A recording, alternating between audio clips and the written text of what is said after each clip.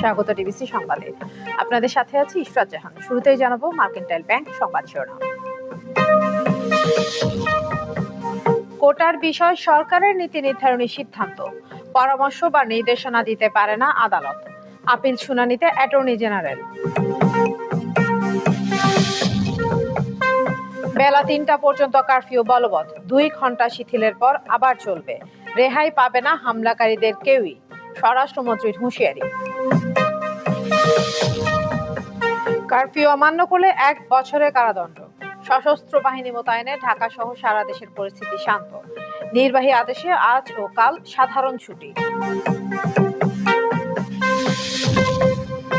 Network সমস্যায় চরম ভোগান্তিতে গ্রাহক।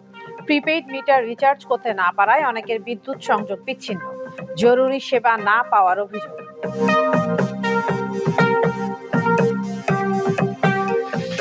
ভিন্ন ভিন্ন সাইজ ও দারুণ ডিজাইনের আরএফএল ওয়ার্ড্রোব গুছিয়ে রাখে আপনার কাপড়ে জড়ানো ভালোবাসাগুলোকে।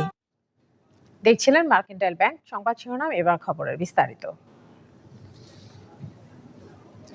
সরকারি চাকরিতে কোটা পুনর্বহাল করে হাইকোর্টে দেওয়া রায় বাতিল করে আপিল শুনানি চলছে। সকাল 10টা 24 প্রধান বিচারপতি ওবায়দুল হাসানের নেতৃত্বাধীন আপিল বিভাগের পূর্ণাঙ্গ বেঞ্চে এই শুনানি শুরু হয়। শুনানিতে অ্যাটর্নি জেনারেল বলেন, হাইকোর্টের রায় স্ববিরোধিতা রয়েছে। রায়ে 30% ফিক্সড করে আবার সরকারকে পরিবর্তনের সুযোগ দিয়েছে, যে কারণে আইনের চোখে এই রায় বাতিল। সরকারি চাকরিতে কোটা পুনর্বহাল করে হাইকোর্টের দেয়া রায় বাতিল চেয়ে আপিল শুনানির বিষয়ে সবশেষ জানাতে হাইকোর্ট থেকে আমাদের সঙ্গে যোগ দিচ্ছেন সহকর্মী জুয়েল থিওটোনিয়াস। জুয়েল, কোটা নিয়ে আপিল শুনানির সবশেষ কি তথ্য আছে আপনার কাছে? সবশেষ তথ্য বলতে ইরশাদ, মনসুরুল হক, যিনি মুক্তিযোদ্ধাদের সন্তানদের পক্ষে মুক্তিযোদ্ধা কোটা বহাল রাখার ক্ষেত্রে যে আবেদন করা হয়েছিল সে নিয়ে তার দিকে যে যুক্তি, যে তর্ক, সেটি উপস্থাপন করছেন, ব্যাখ্যা উপস্থাপন করছেন। এটা হচ্ছে সবশেষ খবর।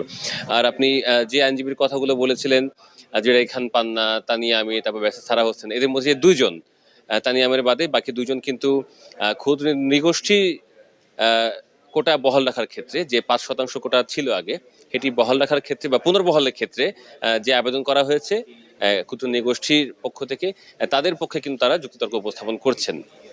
তো এই হচ্ছে বিষয়। এর আগে কিন্তু অ্যাটর্নি জেনারেল এবং যে 2 ছাত্র আবেদন করেছে তাদের পক্ষে যে আইনজীবী শাহ মঞ্জুরুল হক, তারা কিন্তু তাদের মতো করে ব্যাখ্যা উপস্থাপন করেছেন। তো এই সবগুলো শুনে কিন্তু সময় প্রায় হয়ে এসছে প্রধান বিচারপতি এবং অন্যান্য বিচারপতি যারা আছেন আপিল বিভাগের পূর্ণাঙ্গ বেঞ্চ যেহেতু শুনানি হচ্ছে, তারা কিন্তু মতামত রাখবেন এবং আদেশ দেবেন। তা আদেশের পর আসলে অনেক রকম পক্ষেরই প্রতিক্রিয়া থাকবে এবং সেটি কি আসলে বা মূল বিষয়টা কি হয়েছে আদেশে, সেটি আমরা অবশ্যই জানতে পারবো আমাদের সহকর্মী নাবিল জাহাঙ্গীরের মাধ্যমে। যিনি এজলাসে রয়েছেন, তিনি কিন্তু এই বিষয়টি আমাদের মানে আমি আসলে তাকে যুক্ত করব, তিনি আসলে বিষয়টি উপস্থাপন করবেন, সেটি আসলে পরে আমরা বিস্তারিত জানতে পারবো। ইরশাদ। ধন্যবাদ জুয়েল থিওটোনিয়াস।